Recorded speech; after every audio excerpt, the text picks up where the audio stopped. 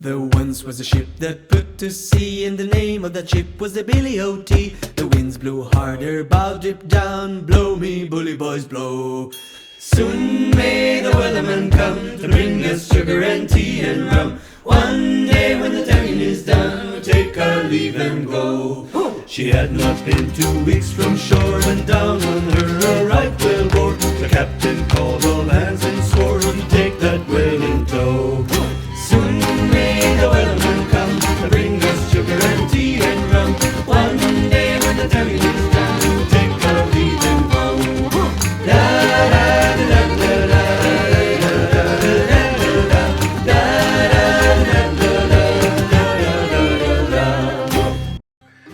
I've been working on the boat all day today.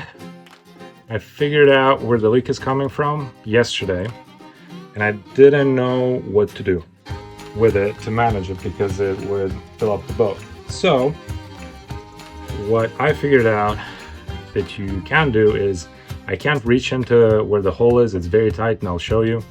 What I can do instead is I can put up a bilge pump in that area for the time being, so that it drains directly at the source, and then take the water and dump it outside to prevent it from even getting into the main deck, into the main area right here.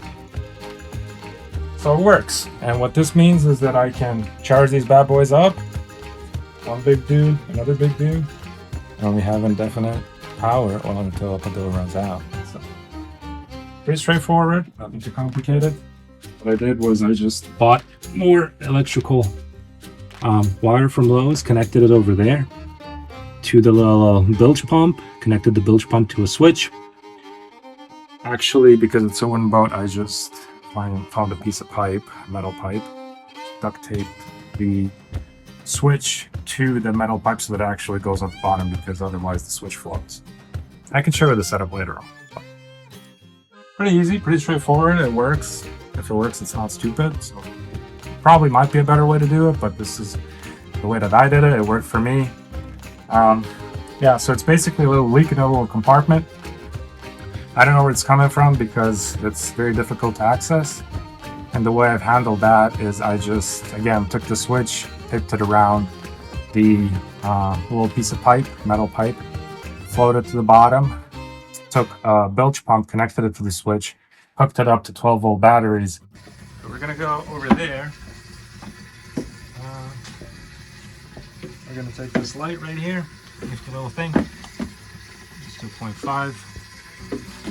Cool. So, as you can see, that's where the leak is happening. All right. So now we have this set up. Let me show you what we got over there. We got a leak that's coming from that area. Obviously, I can't access it. It's kind of tight, but the way I've controlled it is, there we go, is like this. Maybe this can help somebody. So, took a metal pipe, duct taped a switch to it so that it floats at the bottom. This is a wooden boat. I didn't want to make any holes or drill anything into it so that the switch operates. Plus, it's very hard for me to get in there. So it's connected to a pump. Let me see if I can pull it up. There we go. It's connected to this little boy that I bought as well. So I bought this little pump, put it over there, put the switch. When water flows out and it gets, when that compartment gets filled, the switch activates. And the way it does that is pretty straightforward. It just does this. So it floats on the water, and that activates the pump. Super easy, and it works. The most difficult part obviously was to just get it in there because it's so tight, but it works, and the wires go outside to where I've shown you where the battery is, and literally if I can just keep that over here and just, you know, keep charging batteries, replace it, I can pretty much have it up on the water indefinitely up until I can get it on land and fix the leak, or run my scope in there to see what's going on. But the issue is that I have sand over there, so the scope is not going to be able to see, so I'll need to pull out all the sand, and we'll see kind of what the next steps are, but that's kind of where we're at right now. Pretty cool setup, very easy, pretty cheap, but it keeps the boat afloat, so that's where we're at.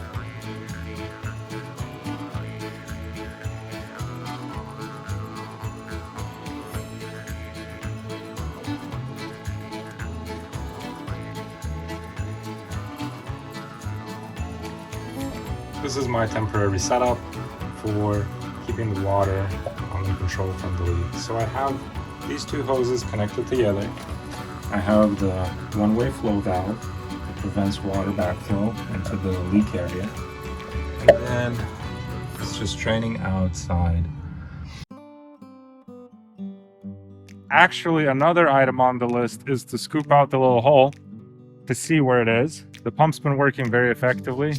It's been running on the battery, the marine battery that I've hooked it up to. And I think it's been going at it for 3 days now without losing charge, which is pretty cool.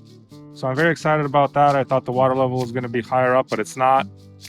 I'll show you inside how it is in a minute.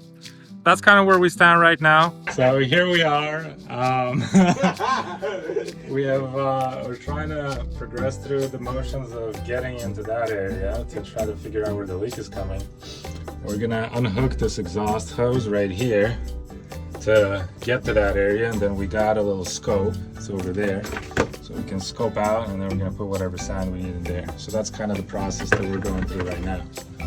Overall, it's promising, so hopefully we're gonna have success. We'll see.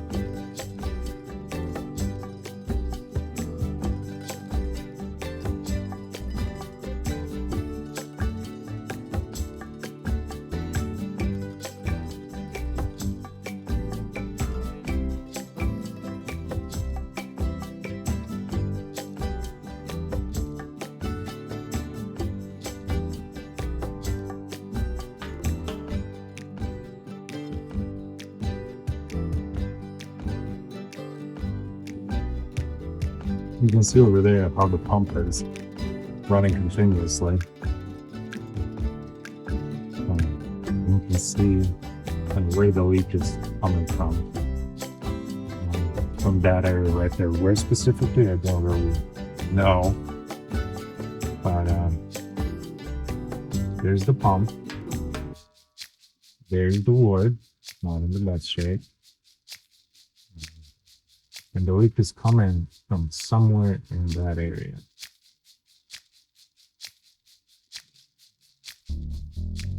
Yep, so you can see right there. Not the best viewing angle, but it's the best that I have at this point. And it's coming from somewhere over there at the bottom. It might just be at the very bottom of this.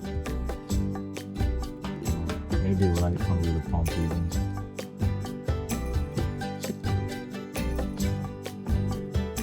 Where we're at. Thanks for watching. Please like, comment, and subscribe.